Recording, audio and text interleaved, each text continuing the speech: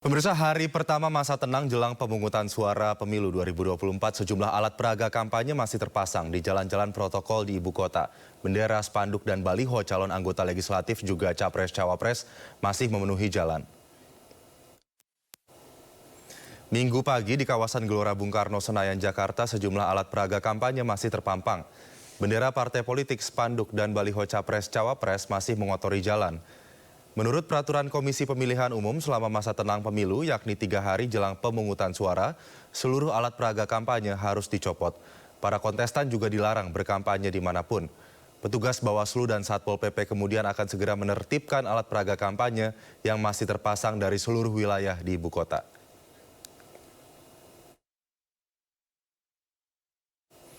Sementara itu masih bertebaran di masa tenang pemilu, ratusan alat peraga kampanye di kawasan Menteng, Jakarta Pusat dibersihkan petugas penanganan prasarana dan sarana umum. Seluruh alat peraga kampanye berupa bendera, baliho, dan poster yang telah dicopot kemudian dibawa ke gudang kecamatan.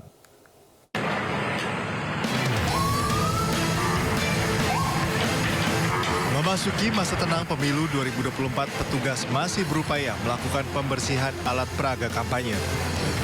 Terlihat masih banyaknya alat peraga kampanye yang bertebaran di kawasan Menteng, Jakarta Pusat pada Minggu sore. Petugas PPSU Kecamatan Menteng pun diterjunkan untuk melakukan pembersihan alat peraga kampanye berupa baliho, bendera, hingga poster. Satu persatu ratusan APK yang masih terpasang dicopot petugas dan dibawa ke gudang kecamatan. Selain karena telah memasuki masa tenang, pembersihan juga untuk mengembalikan wajah ibu kota agar kembali rapi dan tertib. Pukul 12, nanti apabila memang ada beberapa APK yang belum tuntas akan dilanjutkan siang hari, sore hari atau besok pagi. Intinya itu hari ini harus sudah bersih semua ya? Bersih semua iya, 3 hari dari mulai kemarin, hari ini dan besok sudah mulai bersih. Jadi kami mungkin besok mulai menyisir jalan-jalan yang belum tuntas untuk kemudian kami tugaskan kembali PPSU dan kebetulan kami menugaskan masing-masing kelurahan mengirimkan 20 PPSU untuk melakukan tugas-tugas ini dibantu oleh teman-teman di SUB, Satpol PP, dan teman-teman dari FKDM dan lainnya. Pihak Kecamatan Menteng akan terus melakukan pembersihan alat peraga kampanye yang masih terpasang di kawasan Menteng. Dari Jakarta, Radisa Jaya, iNews melaporkan. Pemirsa, petugas gabungan dari pengawas kelurahan, Satpol PP, Dishub, dan Panwasli Kota Padang, Sumatera Barat melakukan penertiban alat peraga kampanye pemilu 2024 di sejumlah titik di Kota Padang. Memasuki hari kedua tahapan masa tenang pemilu 2024, masih banyak ditemukan APK Capres, Caleg, DPR, DPRD, dan DPD yang belum dibongkar.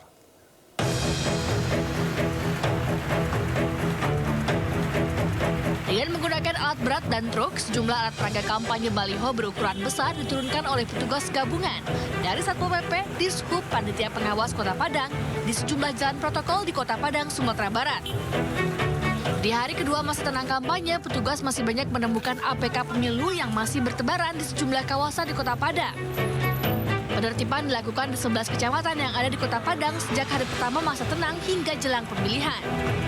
Kita mulai hari ini, yang pertama itu adalah dari sini nanti lewat ke Ampang, belok kiri terus ke batas kota, balik lagi ke Lubukbaya, nanti sampai ke masuk lagi ke Raden Saleh. Yang kedua itu kita menuju arah Bubek, terus ke atas sampai ke Indarung, balik lagi nanti masuk ke Pau dari Simpang Unan. Alat peraga kampanye yang telah dicopot langsung dibawa ke tempat pembuangan akhir. Dari Kota Padang, Sumatera Barat, Budi Sunandar, iNews melaporkan. Pemirsa, petugas Bawaslu dan Satpol PP di berbagai daerah bekerja keras mencopot APK yang dipasang oleh tim sukses caleg maupun capres dan cawapres. Warga pun terganggu dengan ribuan APK yang mengotori jalan dan berakhir menjadi tumpukan sampah.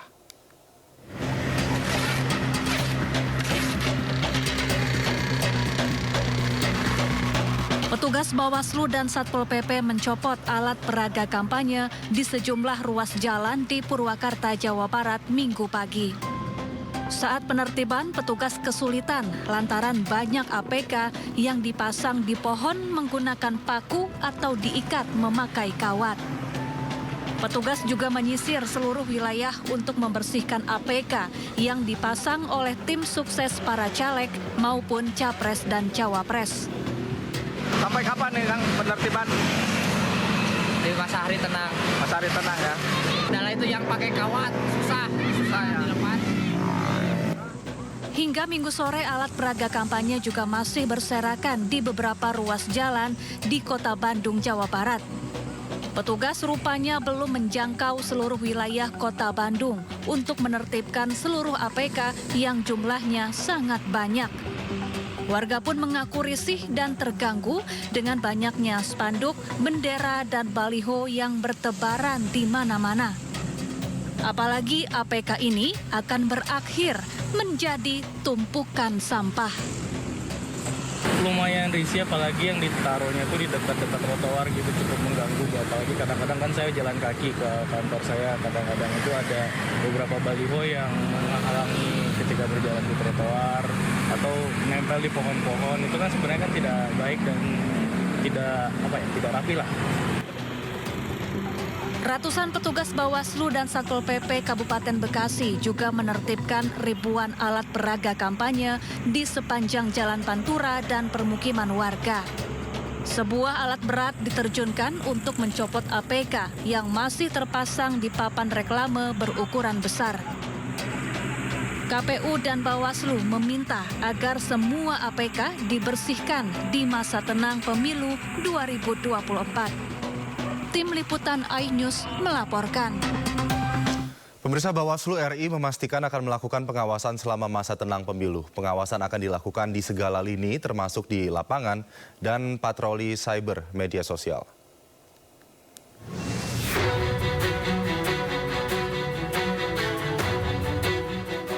Memasuki masa tenang pemilu 2024 mulai tanggal 11 hingga 13 Februari mendatang, Badan Pengawas Pemilu atau Bawaslu memastikan akan melakukan pengawasan semaksimal mungkin. Pengawasan Bawaslu akan dilakukan dari segala lini, baik patroli langsung di lapangan hingga patroli cyber selama 24 jam yang menyasar media sosial. Bawaslu juga sudah mengeluarkan imbauan kepada partai politik, tim pelaksana kampanye, serta seluruh paslon untuk mematuhi peraturan selama masa tenang. Masa tenang adalah masa di mana seluruh aktivitas kegiatan kampanye pemilu sudah dilarang, artinya sudah selesai. Karena itu, langkah yang dilakukan Bawaslu adalah memastikan seluruh pihak yang terkait mematuhi ketentuan yang berlaku di masa tenang. Kami sudah mengeluarkan surat himbauan baik kepada partai politik, kepada tim pelaksana kampanye, maupun kepada seluruh pasangan calon untuk bisa mematuhi ketentuan yang ada di mana tidak ada lagi aktivitas kegiatan kampanye yang dilakukan. Bawaslu mengajak seluruh masyarakat untuk menjadi pengawas partisipatif agar masa tenang dapat terlaksana dengan baik hingga hari pencoblosan nanti. Dari Jakarta, Raniston Sanjaya, iNews melaporkan. Pemirsa, masa tenang pemilu 2024 dimulai sejak 11 Februari dan akan berakhir 13 Februari 2024. Bawaslu mengimbau untuk menaati aturan selama masa tenang atau disanksi pidana jika melanggar aturan. Tahapan pemilu 2024 telah memasuki masa tenang dimulai sejak 11 Februari dan berakhir di 13 Februari atau sehari sebelum pencoblosan. Badan Pengawas Pemilu mengaku telah mengeluarkan surat imbauan kepada partai politik, tim pelaksana kampanye, serta seluruh paslon untuk bisa mematuhi aturan yang ada. Berdasarkan Undang-Undang Pemilu, selama masa tenang dilarang melakukan aktivitas kampanye, menjanjikan atau memberikan imbalan kepada pemilih untuk memilih calon atau partai politik tertentu. Selain itu, media massa juga dilarang menyiarkan iklan atau rekam jejak peserta pemilu dan mengumumkan hasil survei atau jejak pendapat tentang pemilu. Untuk mengawasinya, Bawaslu akan melakukan pengawasan di lapangan dan patroli cyber selama 24 jam. Di masa tenang ini untuk memastikan tidak ada yang dilanggar berkenaan dengan aktivitas yang sedang berjalan. Yang ketiga, dalam konteks ini juga Bawaslu memastikan patroli cyber ini menyasar seluruh media sosial yang terdaftar di KPU untuk memastikan media sosial ini telah ditutup sehingga seluruh informasi memang bisa membuat terang benderang seluruh publik. Adapun sanksi yang diberikan adalah pidana penjara 4 tahun dan denda 48 juta rupiah bagi orang yang menjanjikan atau memberikan imbalan. Sementara untuk orang yang umumkan hasil survei atau jejak pendapat akan disanksi penjara maksimal 1 tahun dan denda 12 juta rupiah.